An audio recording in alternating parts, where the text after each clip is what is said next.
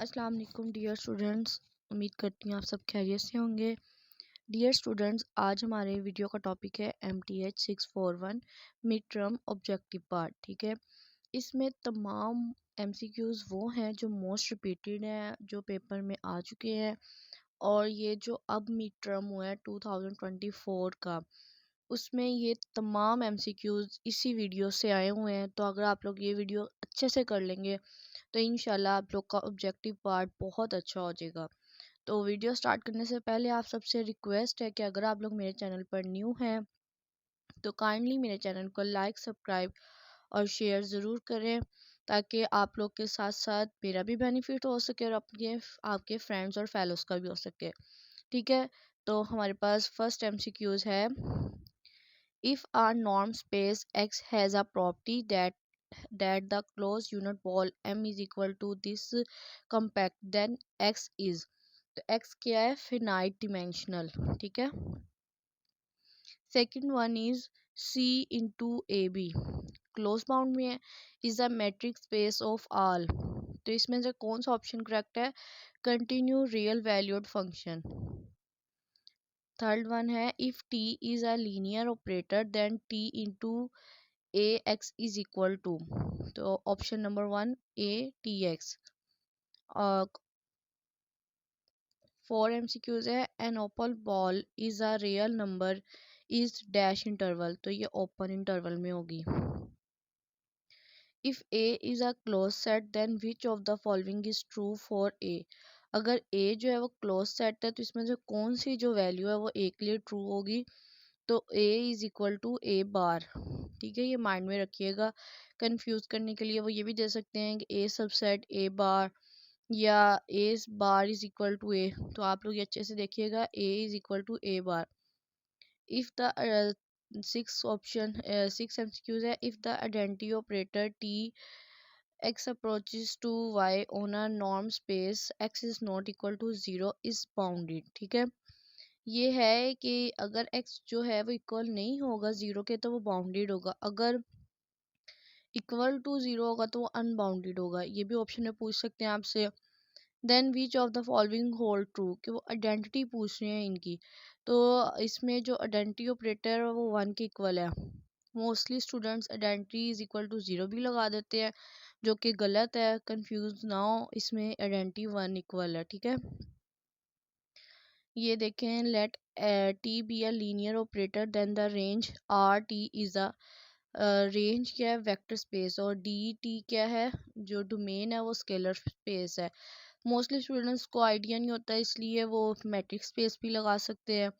तो काइंडली ये ज़रा फोकस से कीजिएगा, RT क्या है? Vector space. Let T be a linear operator and if dimension DT is equal to n less than infinity, then क्या इसको करेक्ट ऑप्शन है? Dimension RT less than equal than n। ठीक है, C option correct है।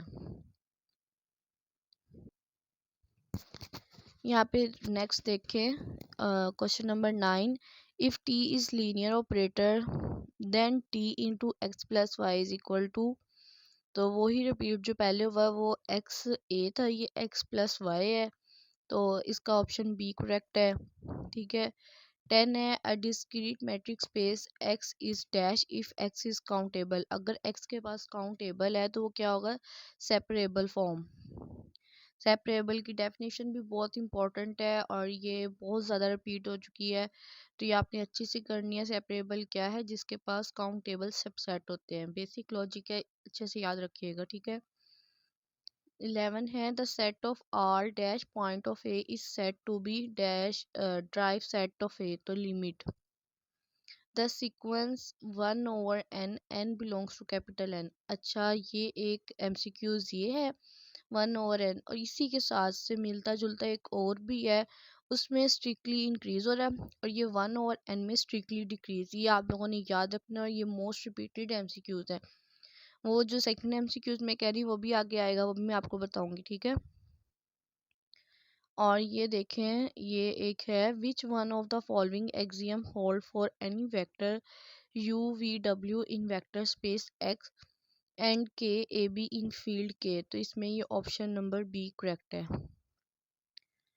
और 14 देखें, let X and Y be a metric space and T approaches to Y X Y be a dash mapping then the image of compact subset M of X under T is compact. तो continuous इसका option correct है, A option. The space L की power P is separable if one less than P less than infinity. ठीक है, ये option one correct है। 16 देख लें कि let t in t semicolon d into t approaches to y be a linear operator with the domain d into t subset x and the range r into t subset y, then show that t का inverse ये होगा और exist if and only if। exist कब करेगा, जब t x is equal to 0 और x भी 0। Question number 17 देखें, if t x approaches to y and y approaches to z be bijective linear operator and st whole का inverse is z approach x कर रहा है, तो existence which of the following is true. तो option A देखें, S T whole की inverse is equal to T का inverse x S का इन्वर्स। ये वाला क्वेश्चन आप लोग का प्रूफ में भी आ जाता है। ये मोस्ट इम्पोर्टेंट क्वेश्चन है एमसीक्यूज के लिहाज से भी और शॉर्ट और लॉन्ग क्वेश्चन के लिहाज से भी। मैंने अपने सब्जेक्टिव पार्ट में ये क्वेश्चन करवाया है, वहाँ से आप लोग देख के उसे समझें और अच्छे से करें। अगर आप लोग ये ऑब्जेक्टिव पार्ट और सब्जेक्टिव पार्ट दोनों कर लेते हैं तो इंशाल्लाह आप लोग का 99% पेपर सॉल्व हो जाएगा। क्योंकि जो मैंने सब्जेक्टिव पार्ट डाला हुआ है अपने चैनल पर, वो उस वीडियो को करने से ना मोस्टली स्टूडेंट्स का पेपर सॉल्व हुआ है और कमेंट्स में आप लोग चेक कर सकते हैं। ठीक है, ये आपका 18 क्वेश्चन है। Suppose A B are non empty subset of that partial A क्या है, supremum D into X Y belongs to A. ठीक है, ये आपका ऑप्शन ए करेक्ट है। तीन देख लें, ये आपका मोस्ट रिपीटेड जितने भी पास पेपर देखे उसमें ये एमसीक्यूज मस्त था। तो इसका आप लोग बेशक रट्टा लगा लें या जो भी कर लें, आप लोग कर लें अच्छे से। और एक और बात कि आपने ये देखना है कि जो D x approach to R कर रहा है वो usual metric on R then D 3 8 की वैल्यू वो पूछ रहे हैं। तो ये जो बी ऑप्शन है ये करेक्ट है, ना सी करेक्ट है और ना ए। मोस्टली स्टूडेंट्स वन माइनस देख लेते हैं, आगे वाली वैल्यू को देखते नहीं है। तो मोस्टली स्टूडेंट्स बी की जगह सी ऑप्शन करेक्ट करके आ जाते हैं।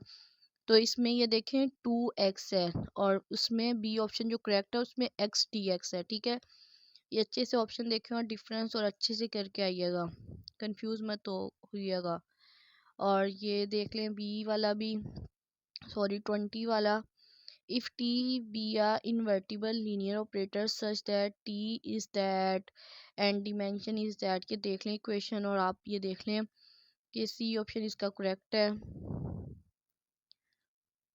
उसके बाद 21 वाला देख लें, the set consisting of the point of M and accumulation point of M is called the closure of M. ठीक है, बी पॉइंट। क्वेश्चन देखें, which of the following statement about the space R N is not sure, कि कौन सी ऐसी statements है जो are N के लिए नहीं है। ठीक है, तो आर एन जो है वो कंप्लीट भी होता है, मैट्रिक स्पेस भी होता है, यूक्लिडियन स्पेस भी होता है, तो वो इनकम्प्लीट नहीं होता। तो इसका ऑप्शन ए करेक्ट है। ये देखें जी, आपका वो एमसीक्यूज जो मैंने आप लोग को पहले बताया था। ठीक है, कि एक है 1/n जो कि स्ट्रिक्टली डिक्रीज हो रहा है, और ये देखिए कि वो सीक्वेंस है जिसमें 1 - 1/n है, तो इसमें स्ट्रिक्टली इंक्रीजिंग हो रहा है। तो ये दो एमसीक्यूज हैं, आप लोगों ने डिफरेंस देखना और अच्छे से करना है। ठीक है, नेक्स्ट है, every finite dimensional norm space is complete. ठीक है, option A is true. A sequence Xn is a metric space is said to be an increasing if for all n। तो इसमें ऑप्शन ए करेक्ट है, x n greater than equal than x n plus one. ठीक है, a metric space X is said to be dash if every sequence in X has a convergent subsequence compact। अच्छा, ये जो compact है ना, इसकी definition बहुत important है। ये मैं अपने ऑब्जेक्टिव पार्ट में ऐड करना भूल गई थी। ये करंट पेपर जो अब हुए हैं 2024 के दिसंबर में, ये जो मिड टर्म पेपर हुए हैं ना, उसमें मोस्टली स्टूडेंट्स की कम्पैक्ट की डेफिनेशन आई है। तो आप लोग वो देख लें कि जो every open cover, every open के हैज़ अ सब कवर, ठीक है, सब कवर होंगे तो वो कम्पैक्ट होगा। ये इसकी प्रॉपर डेफिनेशन है, मज़ीद आप लोग गूगल कर लीजिएगा। और ये लास्ट में है हमारे पास a bounded linear operator T semicolon x approaches to y from a norm space x to be a norm space y is defined as this for all c greater than 0 if dt is equal to c। Option B जो है वो आपका correct है।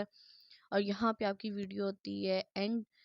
दुआओं में याद रखिएगा और best wishes for your exam. अगर कुछ भी ना समझ आए तो काइंडली कमेंट बॉक्स में लाजमी पूछ लीजिएगा। अल्लाह हाफिज़।